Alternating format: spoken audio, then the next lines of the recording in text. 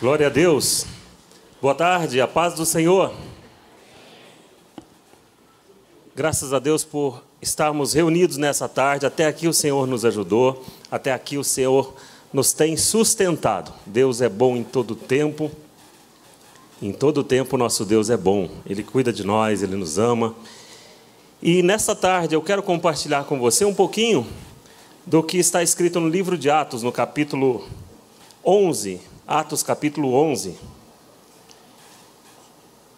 A partir do versículo 22.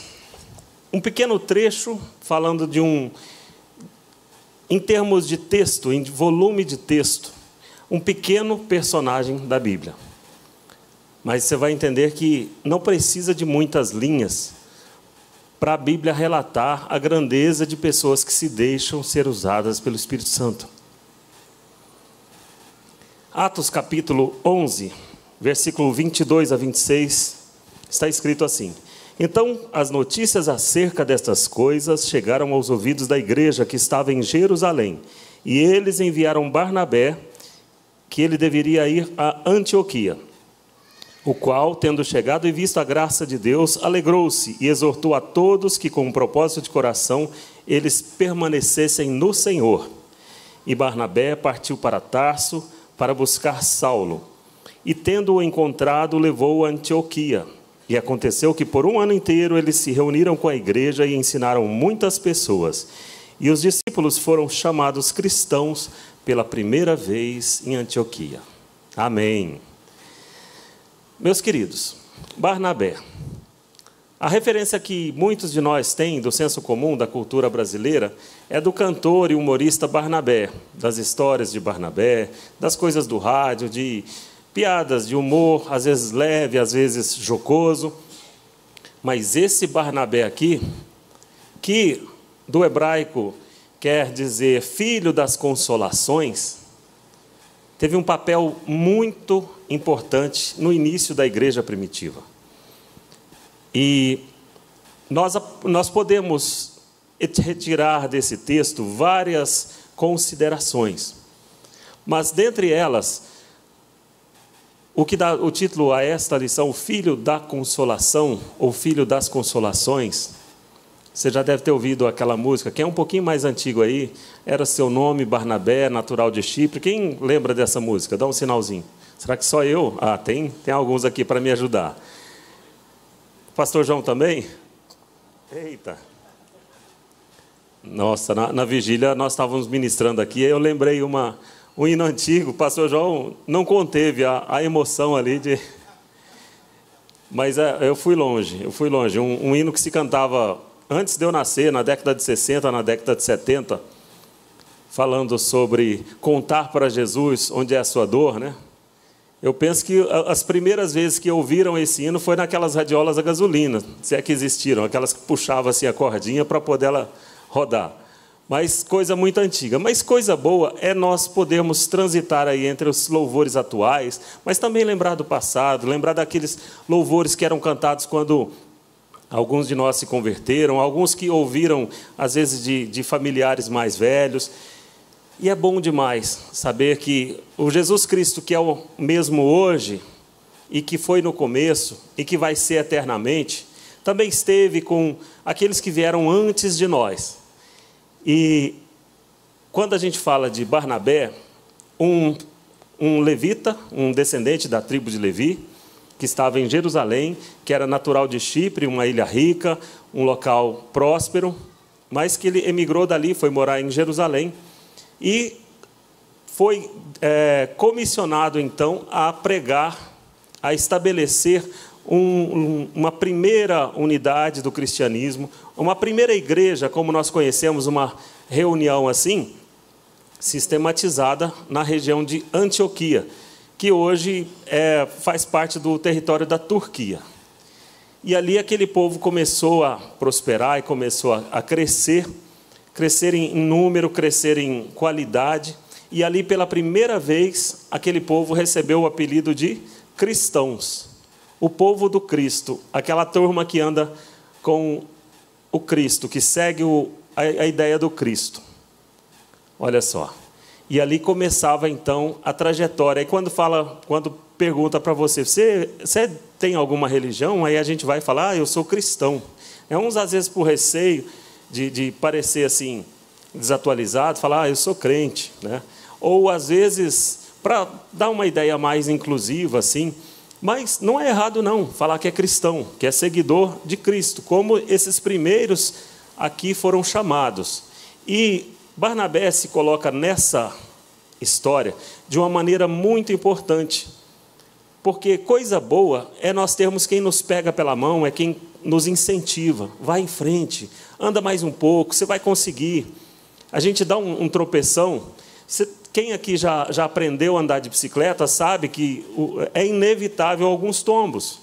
Mas já pensou se na primeira queda a pessoa desistisse de andar de bicicleta?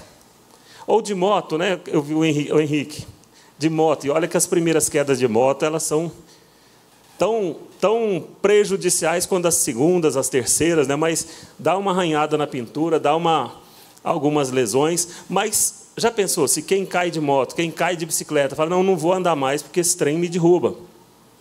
Era só uma queda e pronto. Mas, quando a gente fala aqui do trabalho de Barnabé, ele um encorajador. É Lucas que escreveu o Evangelho de Lucas e prosseguiu relatando aí na sua segunda obra, o livro de Atos.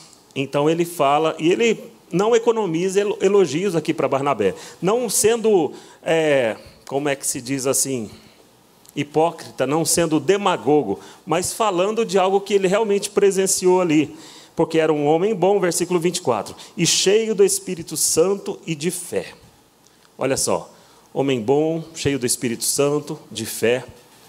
Aliás, quando a gente fala de Espírito Santo, o próprio Jesus disse, eu vou, mas eu não vou deixar vocês só. E quando eu for, eu vou enviar o Consolador. Olha só, esse Barnabé, ou José, como era o nome dele, o outro nome, chamado assim, José das Consolações, ou alguma coisa relacionando ele ao Espírito Santo. Olha que coisa bonita. E é interessante que num tempo que hoje, às vezes, os egos estão inflados e a procura por likes, a procura por seguidores, a procura por engajamento, faz com que as pessoas busquem, às vezes, reproduzir nas redes o que é a trend do momento, a tendência do momento. Essa semana mesmo as pessoas estão usando aí um vídeo em que tentam mostrar de uma forma humorística que uma bermuda longa é menos elegante que uma bermuda curta. E aí os humoristas, entre eles aquele humorista evangélico, Jonathan Nehmer, né, se apresentando assim com um micro short. É uma coisa ridícula, né? A gente entende porque sabe que é o papel dele, é o trabalho dele, fazer humor e tal. Mas pensa, não pensa não, mas eu ia falar, pensar um de nós aqui, dos irmãos de shortinho curto, misericórdia, não pensa não, misericórdia, é feio demais. Mas quando a gente fala sobre tendência, né?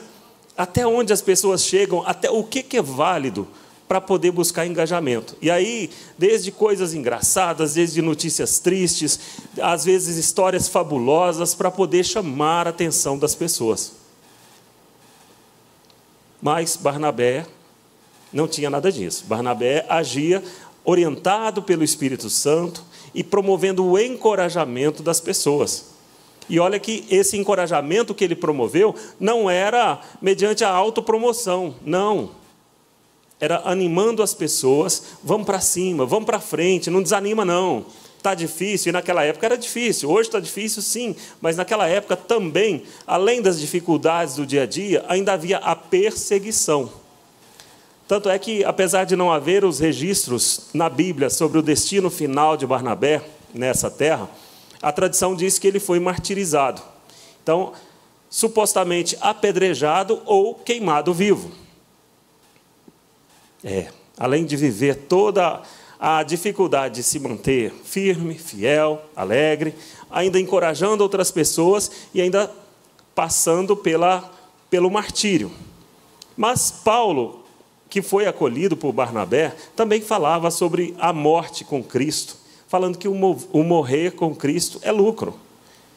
E ele aprendeu muito bem, porque quando Paulo era um Nas palavras de hoje, um ex-terrorista, porque ele fazia em nome do judaísmo, ele procurava acabar com a seita do caminho. O povo que seguia os mandamentos de Jesus, ele obtinha autorizações especiais para pegar essas pessoas e, se fosse necessário, até executar. Algumas vezes ele levava essas pessoas presas para serem julgadas pelas autoridades judaicas da época e serem executadas. Então, Paulo era um cara assim, da mão pesada, fazendo isso por zelo, mas matando cristãos. Se você olhar no livro de Atos, quando Estevão é apedrejado, as vestes dele são recolhidas e depositadas aos pés de um jovem chamado Saulo. Quer dizer, desde pouca idade, ele já acompanhava aquilo ali e achava que era certo. Só que Jesus apareceu para ele: Saulo, Saulo, por que você está me perseguindo? Você está dando murro em ponta de faca. Jesus não falou nessas palavras, mas disse: dura coisa é recalcitrar contra os aguilhões. Quer dizer, tem um espeto no seu rumo e você está investindo no rumo dele. É o mesmo que a gente fala de dar murro em ponta de faca. Você está resistindo contra algo que você não dá conta. Saulo, muda de vida. Saulo se converteu. Saulo ficou cheio do Espírito. Saulo ficou animadão. Falou: é isso que eu quero para a minha vida. Eu quero seguir esse Jesus. Esse Jesus apareceu para mim. Ele me chamou. Eu quero seguir nesse caminho. Ele teve um começo sobrenatural. Mas na hora de fazer parte daquele povo, imagina só. Pensa numa pessoa que, mantidas as proporções, mas um chefe de uma facção poderosa, que você às vezes ouve o nome falar, e ouve falar o nome dele, uma pessoa que tem respeito entre aqueles que executam, que matam outras pessoas, que uma palavra dele pode desencadear uma sequência de mortes e tal. E aí essa pessoa chega aqui dando glória a Deus e aleluia. E aí alguém fala: não, põe o Maurão na cola dele. E aí complica, porque esses caras andam muito armados. Eles estão sempre, qualquer suposição de ameaça. Um dia desse a gente ouviu falar e contando de um que pisaram no pé dele na festa e ele mandou atirar, mandou executar. E são coisas assim, matam por pouca coisa. E aí um desses aparece crente. Quem é que vai avalizar? Quem que vai assinar a ficha dele de membro? Fala: não, esse aí mudou, sem deixar ele no banco aí alguns anos. Barnabé, filho das consolações, inspirado pelo Espírito Santo, teve um testemunho interno a respeito da verdadeira conversão de Paulo. E aí ele então, o povo tudo com receio, fala: não, Paulo não, esse cara nós já ouvimos falar dele. Talvez até alguém ali no meio tivesse parentes que foram executados porque praticavam a fé cristã, que foram capturados pela turma de Paulo. Mas aí agora Paulo está falando que viu Jesus, que Jesus chamou ele, que Jesus ressuscitou, que Jesus salva, transforma, muda. Esse mesmo Paulo que escreveu aos Coríntios: porque eu recebi do Senhor o que também vos ensinei, que o Senhor Jesus, na noite que foi traído, tomou o pão e, tendo graças, o partiu e disse: tomai e comei. E segue falando também sobre: semelhantemente, depois de ceiar, tomou o cálice, dizendo: esse cálice é o novo testamento no meu sangue. Fazei isso todas as vezes que beberdes em memória de mim. Talvez até agora você não tinha percebido algum link sobre a questão do trabalho de Barnabé e a Santa Ceia. Mas o que eu quero dizer para você é que, na qualidade de membros do corpo de Cristo, nós nos reunimos aqui periodicamente para celebrar a morte e a ressurreição do Senhor. E enquanto somos cristãos, enquanto temos esse apelido de cristãos, nós temos que parecer com Jesus. E uma das coisas que Jesus nos propõe é que mantenhamos a nossa firme posição, mas também, uma vez ligados no Espírito Santo, sejamos promotores do encorajamento, promotores da consolação.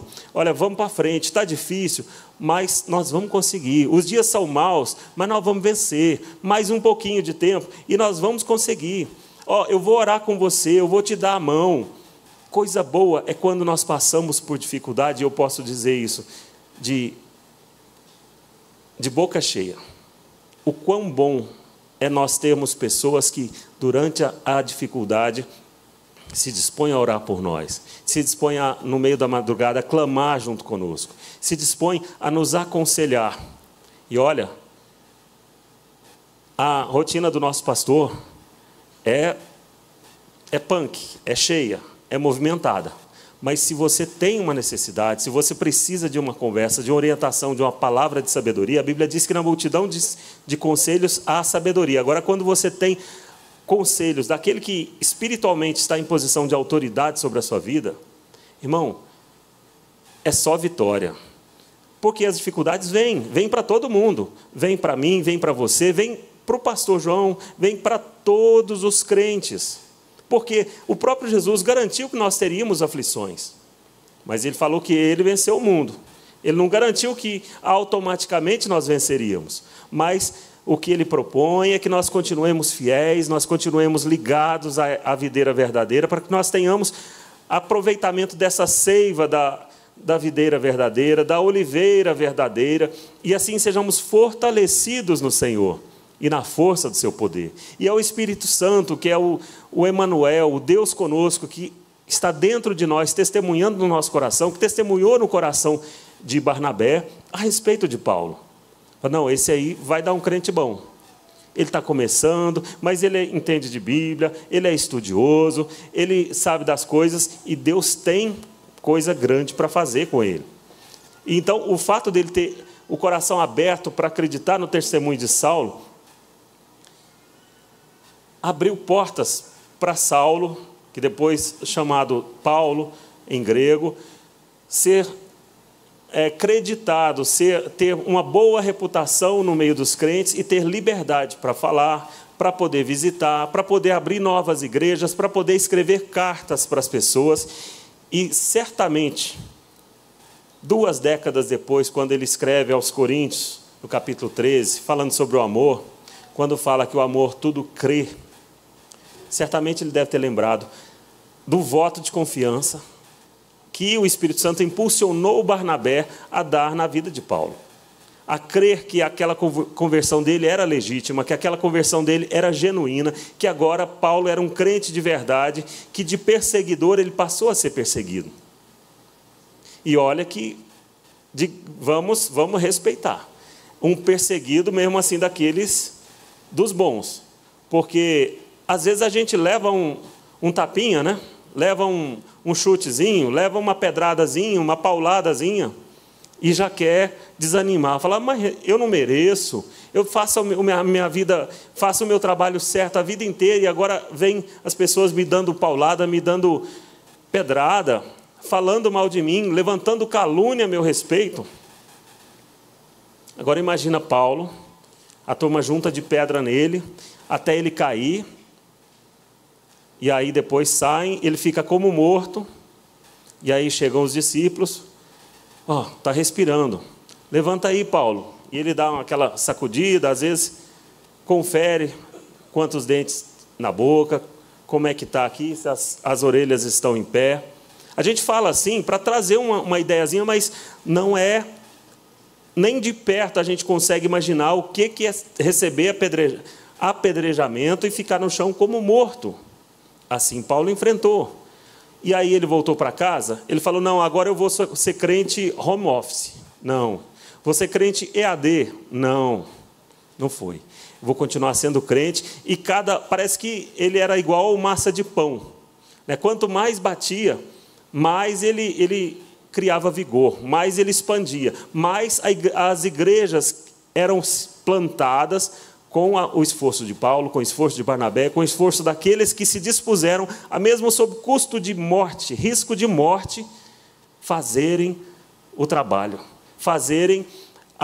colaborarem para a expansão do reino de Deus.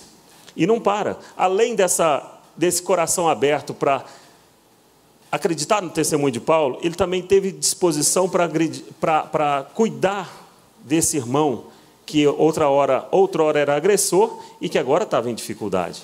Ele acolheu Paulo. Mas ele também teve uma visão para a obra. Quando ele entendeu que a igreja estava precisando de gente para pregar, e que Paulo era estudado, que Paulo conhecia das Sagradas Escrituras, e que Paulo tinha disposição para trabalhar, porque perceba bem, Uma coisa é ter o conhecimento, outra coisa é ter disposição para a ação.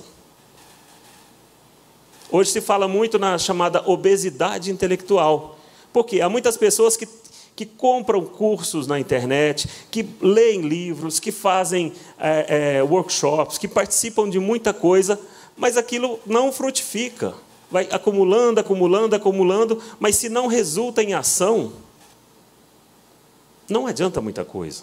E às vezes até no nosso meio também, a gente lê, a gente estuda, a gente sabe das coisas, mas falta aquela disposição para sair. Aí alguém fala assim, mas lá na minha igreja ninguém me reconhece. Bom, a questão aqui não é bem essa não, porque trabalho tem. E tem tanto trabalho que nós já estamos no 2º ano desse lema, amar e servir. Nós temos aqui cursos de preparação para as pessoas que querem trabalhar e que tem sido sucesso. Gente que chegou ontem, por assim dizer, e já fez o curso e já está trabalhando. E já está sendo obreiro. Porque tem lugar, tem necessidade, tem onde trabalhar. Está faltando trabalhadores para a obra. Seja trabalhadores aqui na igreja e seja também ações fora das paredes da igreja. Às vezes no nosso trabalho, tem muitos de nós que às vezes passam despercebidos, como se fossem do exército de Deus, mas da P2, né? Pessoal disfarçado, da polícia disfarçada, aquele pessoal que anda paisano. Nem sabia que você era crente. Você está sempre com nós aí, gosta dos mesmos funk que a gente escuta, as mesmas coisas, né? Aí o dia que descobre, né? Pois é, né? Você vê, né? Mas nós temos que continuar honrando o nome de Deus, honrando esse carimbo de cristão, onde estivermos, seja aqui na igreja, seja em casa, seja no meio da família, seja no trabalho, seja no meio da rua, seja onde eu estiver. Eu não posso ser folguista ou meio periodista cristão, né? Eu tenho que ser cristão o tempo inteiro. E essa paixão pelo trabalho de Deus sempre motivou o Barnabé, então, a enfrentar os desafios. Ele, em vez de desanimar, ele busca Paulo, porque estava faltando gente. Ele vai para Jerusalém, estava faltando recursos. Ele reúne pessoas para investir, para apoiar a obra de Deus. Olha só, onde há disposição para amar e servir, Deus vai providenciando, Deus vai dando os meios, Deus vai levantando pessoas. E se eu me opuser a fazer esse trabalho, o que vai acontecer? Ele vai levantar outras pessoas, porque o trabalho não pode parar. E se eu cair na triste ilusão que eu sou aquele alecrim dourado que nasceu no campo sem ser semeado, né? E que fala, não, Deus vai me entender e vai respeitar o meu tempo. Talvez Deus me dê uma outra chance futura, mas se Deus quer agora e eu me recuso a fazer esse trabalho, Ele vai levantar outras pessoas. Porque já desde o início há esse entendimento de que há muito mais pessoas precisando do Evangelho do que pessoas dispostas a levar a palavra. E pessoas estão morrendo sem conhecer a palavra, pessoas estão precisando não só de ouvir a palavra, mas também de serem integrados, de fazerem parte aqui. E eu nunca esqueço, quando eu falo de integração, toda vez que eu lembro sobre integração, sobre o trabalho de Barnabé, eu lembro de 2 Barnabés aqui. Eu já falei isso e torno a repetir. Quando eu cheguei para cá de mudança há quase 4 anos atrás, no primeiro mês, havia uma reunião de obreiros aqui, e eu conhecia já o pastor João, conhecia alguns obreiros, mas a pandemia mudou muita gente, e a igreja é muito dinâmica, sempre tem gente chegando, gente saindo, e eu, numa reunião de obreiros, eu chego aqui, fui convidado e está participando, mas assim, perdido, igual cachorro caído de mudança, né? Mas vamos lá, vamos participar. Mas é aquela questão de você estar chegando, é a casa de Deus, é a igreja, são servos de Deus, mas sempre a gente está ali sem jeito.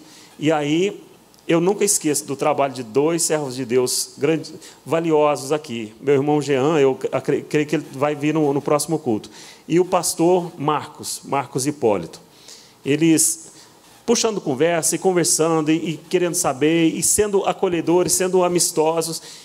E ali eu me senti muito bem naquele momento, naquela reunião, eu me senti acolhido pelo trabalho desses dois servos de Deus. E isso me faz, toda vez que eu lembro, toda vez que eu rememoro isso, eu lembro a importância de nós acolhermos. E aí, quando você pensa, aqui você tem sempre os mesmos rostos conhecidos, mas às vezes você vê um rosto diferente. E não custa eu me aproximar e perguntar: quem é você? Seja bem-vindo, seja bem-vinda, venha outras vezes. Aqui na casa de Deus é sempre muito bom, venha participar com a gente. Não, entrega uma revista, a revista é entregue aqui na hora da saudação, mas se você viu que essa pessoa não recebeu, pode entregar, convida, passa os nossos canais, para que a pessoa possa acompanhar também, porque isso é parte dessa integração, é parte do que o pastor Abe Uber fala com muita propriedade sobre o fator Barnabé, que é essa disposição para não necessariamente estar na linha de frente, mas trabalhando o tempo inteiro para integrar, para colocar essa pessoa para dentro do reino. Porque, por mais crente que a pessoa seja, por mais tempo de fé que ela esteja, às vezes ela chega num lugar e se sente um peixe fora d'água. É natural isso aí, é parte dessa dinâmica social. E esses irmãos que acolhem, que vão apresentando, que vão fazendo com que a pessoa se sinta bem, eles são enviados de Deus. Eu e você temos a oportunidade de agir dessa maneira, temos a oportunidade de amar e servir também nisso, mas há uma infinidade de outros ministérios. Quando a gente fala aqui no ministério criativo da igreja, esse pessoal que cuida do registro de vídeo, das fotos, da projeção, do sistema de som, da dança. Então, o ministério de música é muita coisa que dá para fazer, mas além desses há vários outros ministérios. Há muita coisa que eu posso fazer e que eu preciso de fazer para poder ajudar. E é interessante quando a gente fala de Barnabé, que você vai lendo no livro de Atos, está falando, quando eles saem para fazer a obra, saem para viajar, está falando Barnabé e Paulo, Barnabé e Paulo. Aí chega um momento que Paulo começa a despontar, fazendo jus ao chamado dele, e aí Lucas já inverte a coisa, Paulo e Barnabé. Há uma mudança de importância. Já pensou se Barnabé fosse cheio de ego, cheio de melindres, e falasse: não brinco mais. Eu que queria sentar na janelinha, eu que queria mandar. Agora esse cara chegou aí, eu fui dar a mão para ele, agora ele está brilhando e eu não estou brilhando mais. Aí entra o tal do cheiro da carne. O pastor João falou aqui esses dias a respeito de a importância da oração e do jejum para tirar de nós o cheiro da carne, tirar de nós essa disposição para viver segundo os padrões mundanos. E é interessante, pastor, que naqueles mesmos dias que o senhor falou aqui, eu tinha visto uma explicação, um vídeo de um carreteiro, um senhor que transporta gado em caminhão, falando da maneira de acalmar os garrotes ali no caminhão. E ele sobe lá, então, com uma garrafa dessas de refrigerante, com um furinho na tampa, com um pouco de óleo diesel, e vai mirando e jogando óleo diesel no nariz dos garrotes, daqueles rapazinhos, né, que não são mais bezerrinhos, mas ainda também não são touros. Mas essa turma de adolescentes, de gado adolescente, cheia de energia, quando sente o cheiro do outro, começa a brigar. E aí eles vão jogando o óleo diesel ali, e aquele... Você já mexeu com gasolina, já sujou a mão de gasolina, já sujou a mão de óleo diesel, sabe o quanto que demora para sair esse cheiro, né? Agora imagina uma borrifada dessa naquelas narinas pequenininhas ali, né? Aí ele fica distraído com aquele cheiro e esquece do cheiro do companheiro que está ali, que está irritando. Por quê? Eles são territorialistas, há uma disputa por controle territorial, e todo mundo espremido na gaiola, eles começam a brigar, e às vezes dá até morte ali. Se resolvesse para nós, né, era fácil, né? Passou umas borrifadas de óleo diesel no nariz aqui e todo mundo estava calminho. Mas não adianta. Tem que tirar o cheiro de carne, tem que tirar essa natureza carnal nossa. E é por isso que as Escrituras nos orientam a fazer morrer em nós a nossa velha natureza.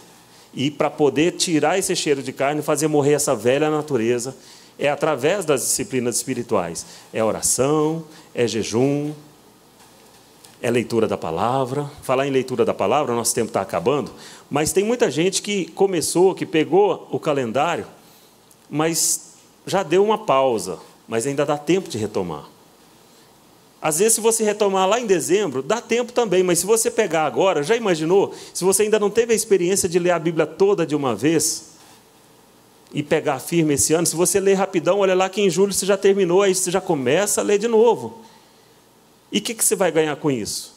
Não há um prêmio material aqui para isso, mas pode ter certeza que quanto mais nós conhecemos essa carta de amor que Deus deixou para nós, que o nosso Jesus, através do Espírito Santo, inspirou pessoas a escreverem essa carta de amor, quanto mais nós nos apropriamos desse conhecimento, mais nós entendemos o quão valiosa é a nossa posição no reino de Deus.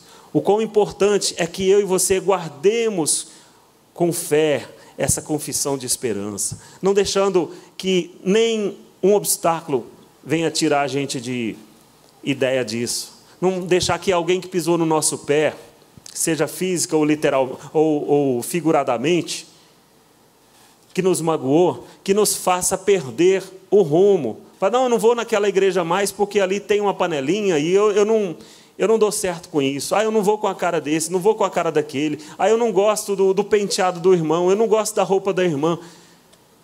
Vigia, irmão, vigia, porque é cheiro de carne. E aí a gente tem que tirar o cheiro de carne. E nesse caso aí, o óleo diesel no nariz não vai resolver. A gente vai precisar de um tratamento mais aprofundado. Mas nós aprendemos com Barnabé a respeito dessa questão. Inclusive, eles chegaram a brigar. Você já leu a história, eles chegaram a se apartar. Mas depois eles reconciliaram. Mas não foi por questão de ego, não. Foi o trabalho do primo de Barnabé, João Marcos, que a princípio deu um desentendimento com Saulo, mas que depois voltaram. E depois, quando numa das cartas, Paulo fala, olha, manda vir João Marcos, que eu quero ver. Estou com saudade dele, eu preciso de ver. Ele é importante para mim. E esse João Marcos não é ninguém mais, ninguém menos do que o autor do Evangelho de Marcos. Então você vê que ali há pessoas, seres humanos, com falhas, com imperfeições, mas que se deixaram ser usados por Deus, se deixaram ser moldados, trabalhados por Deus. Então, meu irmão e minha irmã, se você está firme, se você continua ligado no Espírito Santo Consolador, nós podemos e devemos ser promotores dessa consolação, promotores dessa disposição. Quando a Bíblia fala aqui sobre exortar, antigamente os pastores falavam no culto de exortação e a gente ficava até com receio, falava, não, culto de exortação vai ser bronca, vai ser chamada de atenção. Naqueles pentecostais mais tradicionais, era o culto para chamar a atenção sobre o tamanho do cabelo, a altura da saia, a falta de abotoar o colarinho, coisas que hoje a gente entende que são usos e costumes, que não promovem um fortalecimento verdadeiro. Mas exortação pode ser chamada de atenção, mas é muito mais animação, é muito mais encorajamento. Fica firme, vai em frente, é desse jeito, você vai conseguir, está quase chegando, vamos lá. Imagina a força que você tem quando você está cansado, está com vontade de chutar o balde, por assim dizer, mas tem alguém falando, olha, levanta os olhos para cima, eu vou orar com você, eu vou te dar a mão, vamos em frente. Domingo tem ceia, vamos estar lá no culto, vamos participar. Olha, segunda-feira tem o trabalho de libertação, quarta-feira tem a série sobre a crise do menino. Vem aprender, vem para a escola dominical, é na igreja que nós vamos conseguir. Esse ano é o ano de amar e servir. Vê o que você consegue fazer, se dispõe, me procura, fala com os irmãos, fala com as irmãs, fala com os líderes de ministério. Quer dizer, a animação, não é aquela animação, sabe, aquela coisa, só de barulho não, mas a animação verdadeira, a consolação que o Espírito Santo promove, a consolação gerada pelo Espírito Santo, que nesse caso aqui do filho da consolação, do Barnabé, gerou força, gerou disposição, gerou crescimento no ministério. E para nós isso continua disponível. Nós continuamos tendo acesso ao Espírito Santo. E que esse Espírito Santo venha cada dia nos fortalecer, despertar em nós o desejo de servir ao Senhor cada vez mais, de nos reunirmos em volta dessa mesa, lembrando a importância do que foi o sacrifício de Jesus e a ressurreição dele, tomando as chaves do inferno e da morte e dizendo para mim e para você que nenhuma condenação há para quem está em Cristo Jesus, cuja vida foi coberta, foi guardada. Então, meu irmão e minha irmã, vamos ficar firme até o final. Falta pouco. Cristo que há de vir virá, e Ele não vai tardar. Nós temos visto guerras, rumores de guerras, terremotos, tempestades, a natureza toda se convulsionando, os reinos se dividindo, sinais de que o tempo está se aproximando. Vamos ficar firme, para que no momento do arrebatamento, se nós todos estivermos aqui, a gente subir juntos. Mas se algum de nós for chamado primeiro, que seja encontrado nos conformes, e que sejamos todos vizinhos daquele condomínio maravilhoso, lá no céu. Na casa de meu Pai há muitas moradas, e é para lá que nós vamos, amém? Fica firme, Deus te abençoe, e vamos para frente.